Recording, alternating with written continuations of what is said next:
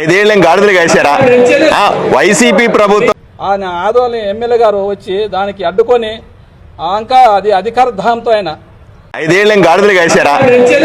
YCP ప్రభుత్వం ఉన్నప్పుడు గాడిదలు కాశారా? మీరు మైకి అండి బాబు, ఆయన మైకి దయ్యాలు వేదాలు వల్లించడం అంటే తెలుసా?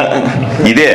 ఎందుకంటే 5 ఏళ్లు వైఎస్ఆర్సీపీ అధికారంలో ఉండి జలయజ్ఞం పేరుతో, జలయజ్ఞం అంటే రాష్ట్రం అంతా కూడా నీళ్లు పారిచ్చేస్తాం, రాయలసీమలో ప్రతి ఎకరాకు నీళ్లు ఇస్తామని ప్రగల్భాలు పలికి తట్టెడు మట్టేయకుండా కూర్చొని పూర్తిగా సర్వనాశనమే చేసిన తర్వాత, రాయలసీమ చేసిన తర్వాత మళ్ళీ ఇప్పుడు తగులుదమ్మా లేచి ఇప్పుడు నీతులు శుద్ధులు మాకు చెప్తారు, ఎమ్మెల్యేలంతా కలిసి రావాలని. మీరేం పీకినారా అని అడుగుతామన్నా గత 5 సంవత్సరాలుగా. ఏంది అన్యాయం అంటే?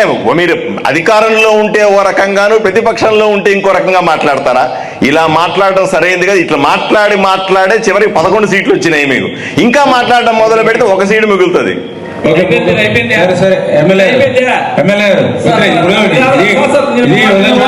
నేను పార్టీలకు అతీతంగా మాట్లాడతారు కానీ ఇప్పుడు డిఆర్సీ మీటింగ్ ఇది ఊరికే మా కర్నూలు జిల్లాకి నీళ్ళు చెప్తాం అంతే. అది వాళ్ళ ఇష్టం. దానికంటే నేనేం చేయాలి?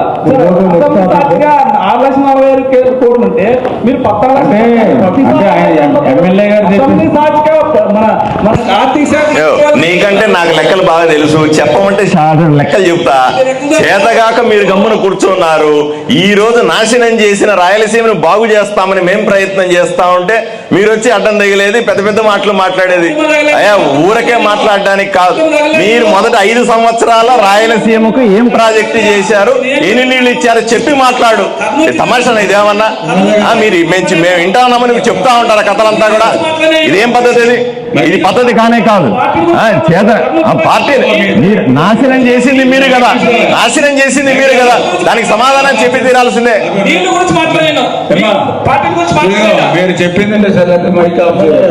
ఇప్పుడు కానీ నేను అదే చెప్పాను. మా 2 మండలాలు చిరుకాల అది ఆశ. అది ఈయన మనకి కర్నూలు జిల్లా నుంచి మన నెత్తి మీద నీళ్లు పోతున్నాయి. మనకు ఆంధ్రప్రదేశ్ డిస్టిక్కి దాదాపు 44 టీఎంసీలు పోతున్నాయి, మనకు 18 టీఎంసీలు ఉన్నాయి.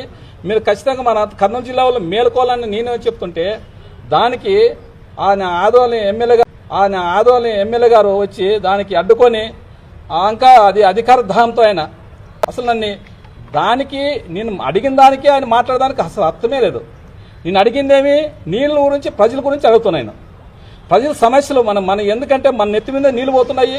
దాదాపు మనకి 80,000 ఎకరాలు నీళ్ళ పారుదల ఉంది. ఆ పారుదల నీళ్ళు అన్న నేను అడిగితే ఆయన మీ ప్రభుత్వం అప్పుడు ఏం చేసింది, ఇప్పుడు ఏం చేసింది, మీరు 11 మందే ఉన్నారు కదా, ఇట్లా మాట్లాడితే ఒక్క ఎమ్మెల్యేగానే రారనే విధంగా ఆయన మాట్లాడుతుంటే ఆయన ఎందుకు మాట్లాడుతున్నా? ఆయనకి ఎందుకు అంత అంటే జీవితాంతం నువ్వే ఎమ్మెల్యే ఉంటావా? జీవితాంతం మీదే కుటి ప్రభుత్వం ఉంటుందా? అది కానీ చూస్తాం. 11 మంది ఉన్నారు. 11 మందే కదా క్రికెట్ టీము అయింది. ఆ క్రికెట్ టీము ఇండియాలో పోయి కప్పు గెలుచుకొచ్చింది ఆ 11 మందే. ఆ 11 మందే చూస్తాం. మీరు అంటున్నారు కదా 11 మంది, ఆ 11 మందే చూస్తాం. మీరు అధికారం దహంతో మాట్లాడేది కాదు, ప్రజల సమస్యలు మాట్లాడాలి. ఏదైనా కానీ ప్రజల గురించి నేను మాట్లాడినా, మా కర్నూలు జిల్లా గురించి మాట్లాడినా, జిల్లా మొత్తము పార్టీలకు అతీతంగా మాట్లాడినాను. పార్టీలుగా సమస్య మనకి నీళ్లు పోతున్నాయనే విధంగా నేను మాట్లాడితే నువ్వు అడ్డు తగిలితే దానికి ఏం అర్థం? కానీ మన అర్థం ఉందా? నువ్వు మాట్లాడడానికి నేను మాట్లాడడానికి అర్థం ఉంది దానికి. నేనేమి ప్రజల కోసం మాట్లాడినా, నువ్వేమో రాజకీయం మాట్లాడతావు. రాజకీయాలు అవసరం లేదంటే నా మేక్ కట్ చేస్తారు, నా మేక్ గుంజుకుంటారు. ప్రతిపక్ష ఎమ్మెల్యే మీరు ఈడే మా జిల్లాలోనే మీరు మైక్ గుంజుకుంటుంటే ఇంకా అసెంబ్లీ లేకపోతే 11 మంది మిమ్మల్ని ఏమైనా పొందిస్తారా? అందుకోసమే లాక్కున్నారు. బంద్ చేసే లేదు, ఆప్షన్ లేదు కాబట్టి నా మైక్ లాక్కరాండ్రి. లాక్కని నేను వెళ్ళలేదు, నేను ఎందుకు ఇస్తాను మైక్? వాళ్ళు లాక్కునేట్టు నేను తిక్కుడా ఇచ్చేకి వాళ్ళకి ఇల్లే. నేను వాళ్ళు గుంజుకొని పడుతున్నా నేను ఇచ్చేలేదని చెప్పి ఇచ్చేదని గట్టిగా మాట్లాడాను నేను. అలాంటిది వాళ్ళు అధికార దహంతో మాట్లాడేది కాదు. మీరు మంచి పద్ధతి కాదు. మీరు ఏమన్నా ప్రజల సమస్యలు తెలుసుకునే ఇక్కడికి వచ్చినది. డిడిఆర్సీ మీద అయితే మన డిస్ట్రిక్ట్ డెవలప్మెంట్ మాట్లాడేకి వచ్చినా కాబట్టి ఆయన మన ఈ కర్నూలు జిల్లా ఇన్ఛార్జి మంత్రి వచ్చినా కాబట్టి ఆయనకి వినిపించాం. నీకేమంత బాధ నీకేం చెప్తున్నా మీకు? పోయినసారి డిఆర్సీలో చెప్పినాం కదా, ఇంతవరకు దానికి ఏం సమాధానమే లేదు. దానికి డిఆర్సీ మీటింగ్ ఏమైనా ఉందా సమాధానం ఉంది? ఇంతవరకు లేదు. ఇప్పుడు కానీ అసలు వాళ్ళు నేను మాట్లాడుతుంటే అసలు దానికి రెస్పాన్సే లేదు. అదేవిధంగా తాగునీటి సమస్య ఆస్ఫర్ మండలికి పదే ఎక్కడ పోయినా చెప్తున్నాను నేను ఆస్ఫర్ మండలం గురించి, అయినా దానికి రెస్పాన్స్ మా నియోజకవర్గం సార్ 15 రోజులు 20 రోజులకు వస్తున్నాయి.